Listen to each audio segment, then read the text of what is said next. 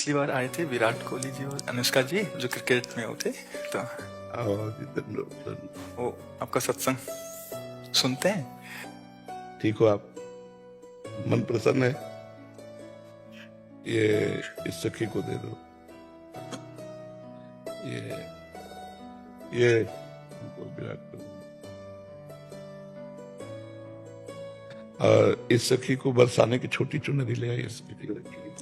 पिछली बार जब हम आए थे तो मन में कुछ सवाल थे और मुझे लगा कि पूछूंगी, लेकिन जो भी बैठा था वहाँ पे उन सबने कुछ ना कुछ वैसा सवाल कर लिया था।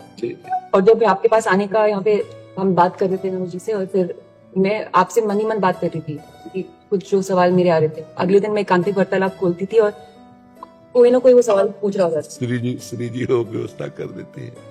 मर्जी आपका सत्संग सुनते हैं रोज और कहते हैं अपने जीवन में उतारने का प्रयास कर रहे हैं। मर्जी एक इसमें था, आप अध्यात्म मार्ग के पथिक हैं और जीवन भर आपने प्रेम मार्ग और ज्ञान मार्ग में चरम सीमा प्राप्त की। आप एक संसारिक जगत में अपनी मेहनत से या अपने कर्मानुसार उच्चतम वो प्राप्त किया। अब इसमें सबसे बड़ी बात देखो, हम साधना करके लोगों को प्रसन्नता दे रहे हैं, प्रसन्नता ही तो दे रहे हैं, और ये पूरे भारत को प्रसन्नता एक खेल में देते हैं।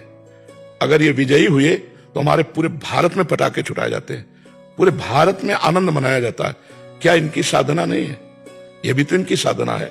यदि उसे भगवत प्रीत्यर्थ कर देते हैं तो इनके साथ पूरा भारत जुड़ा हुआ है। अगर ये विजय को प्राप्त होते हैं तो अब बच्चा बच्चा भारत का आनंदित हो जाता है। तो इनकी साधना है, ये अपने अभ्यास में रहें और इनका यही भजन है कि अपने अभ्यास को पुष्ट करें। भले वो खेल है लेकिन पूरे भारत को आनंद प्राप्त होता है इनके विजयी होने पर। अगर हम कहीं किसी कारणवश, तो हमें अभ्यास की पुष्टता पर ध्यान देना चाहिए। हमारे अभ्यास में कमी नहीं होनी चाहिए और बीच बीच में नाम स्मरण कर लेना चाहिए। तो इनके लिए यही साधना है। अपने अपने लक्ष्य को अगर हम दृढ़ता से निभाएं तो हम अपनी जगह उन्नति को प्राप्त होंगे और ये अपनी जगह उन्नति को प्राप्त होंगे और दोनों एक ही जगह पहुंचेंगे। क्योंकि ये परमात्मा के इस विश्व में इस भाव से रह रहे हैं, हम इस भाव से रह रहे हैं। तो सेवा वो भी है और सेवा ये भी है।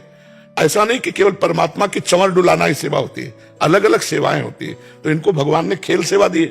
अगर इस सेवा में प्रवीणता पूर्वक ये संसार को सुख पहुंचा रहे हैं और नाम जप कर रहे हैं तो ये भगवान की सेवा ही कर रहे हैं। जी इसमें कभी तो एक सफलता मिलती है, कभी असफलता। हाँ, इसमें थोड़ा गंभीर रहना और असफलता में। हाँ, इसमें सुख दुखे समय कृत्वा लाभा लाभो जया जयो, भगवान ने इसीलिए कहा है।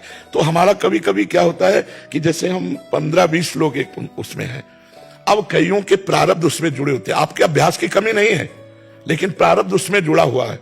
अब अगर उसमें अशुभ प्रारब्ध ज्यादा जुड़ गया, क्योंकि विजय उनकी भी होनी है ना, तो आपका अभ्यास फिट होने पर भी आपको हार जनित दुख देखना पड़ेगा। जिसमें प्रारब्ध भी प्रारब्ध, बिल्कुल प्रारब्ध। अभ्यास की कमी ना होने पर भी प्रारब्ध फेल कर देता है।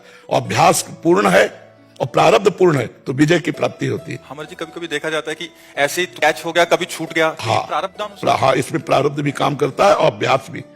जैसे मान लो 15-20 की, अब ये अभ्यास में बहुत प्रवीण है लेकिन इस बार प्रारब्ध है कि दुख भोगना है, तो आपको उनके संग के प्रभाव से, क्योंकि पूरा खेल एक से तो होगा नहीं, तो आपका किया हुआ अभ्यास भी फेल हो जाएगा। अभ्यास ही केवल नहीं है, उसमें प्रारब्ध भी है। असफलता में हमें कैसे रहना? हमको उस समय भगवान का चिंतन करते हुए धैर्य रखना पड़ेगा। है बड़ा कठिन, है बड़ा कठिन, क्योंकि असफलता में कोई धैर्य पूर्वक मुस्कुरा के निकल जाए ये बहुत बड़ी बात है। अब मतलब असफलता में भी जहां से असफलता प्राप्त हुई है उसको गले लगाकर मुस्कुरा करके और चल देना। भगवान देते हैं वो क्षमता। असफलता ही सदैव नहीं रहेगी, दिन नहीं रात, रात कैसे रह सकती है। हमको धैर्य पूर्वक भगवान का स्मरण करते, पर है बड़ा कठिन, क्योंकि जो सफलता में सम्मान मिलता है तो असफलता में सम्मान तो नहीं मिलता। मुझे बस प्रेम भक्ति दे दो बस। हाँ, ये तो और ऊंची बात है। ये थे कि मैं कहाँ फंस गई। मेरे को तो नहीं, बहुत बहादुर हैं लोग।